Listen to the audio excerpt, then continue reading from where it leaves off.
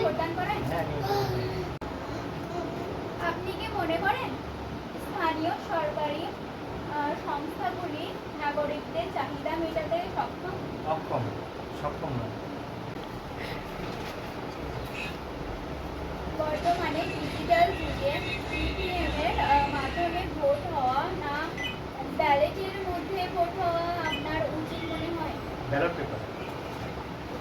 ভারতে বর্তমান রাজনীতির সাফল্য ও ব্যর্থতা সম্পর্কে কি আপনি আগ্রহ প্রকাশ করেন?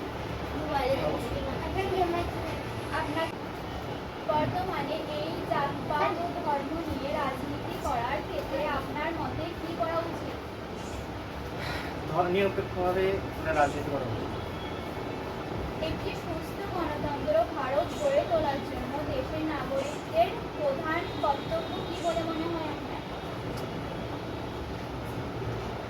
অন্যায় দেখলে অন্যায় বিরুদ্ধে প্রতিবাদ করা উচিত।